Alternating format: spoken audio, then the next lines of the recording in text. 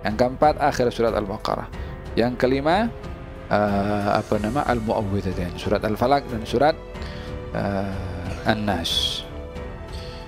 Nah, oleh karenanya Al-Habib Ali Zaibul Maulid beliau mengatakan wala budda min kasrati awradi. Jadi harus kita itu mempunyai wirid-wirid daripada zikir dan sebagainya sebagai tahassun atau tahsin untuk membentengi diri kita ya.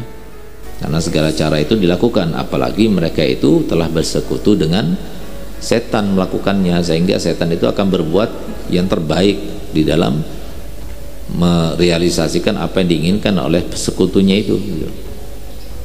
Nah, oleh karena itu jadi harus kita itu paling tidak pagi wirid latif, wirid sakran, wirid nawawi ya, hizib nawawi itu jangan ditinggalkan.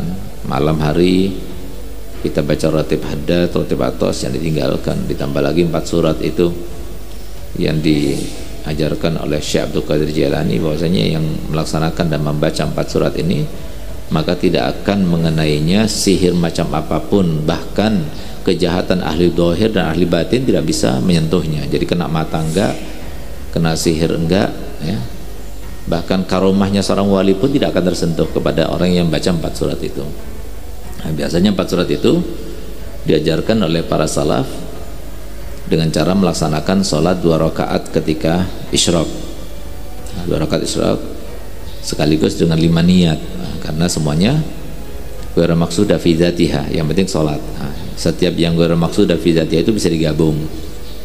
Apa itu? Sholat hajat, sholat isyraq, sholat sunnatul istikharah, kemudian sholat duha kalau mau digabungkan dengan isyraq ya. Lalu kemudian sholat minta penjagaan kepada Allah, sholatul hifid anjami syurur fid dini wad dunya wal akhirah. Nah, kemudian dilaksanakan dengan 2 rakaat dengan niat tersebut semuanya. Rakaat pertama dia membaca Iqra, kemudian ada sujud tilawahnya, bangun dari sujud tilawahnya dia baca Inna anzalna. Kemudian rakaat kedua Iza zulzilah sama lila fiqrosin. Itulah 4 surat kalau dibaca pagi dan sore maka sihir macam apapun tidak akan masuk kepada dirinya. Dari penjelasan kedua ulama tersebut kita bisa memahami bahwa pertama sihir atau setan itu memang benar-benar ada sebagaimana yang sudah dijelaskan. Salah satu surat yang menunjukkan bahwa sihir atau setan itu ada yakni adanya surat turunnya surat Al-Falaq.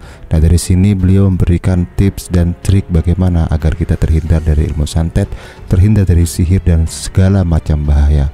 Semoga kita semua terhindar dari hal itu dan semoga kita diselamatkan. Kurang lebihnya saya mohon maaf. Terima kasih sudah nonton. Klik like, subscribe dan share video ini untuk update video terbaru dari kita setiap harinya.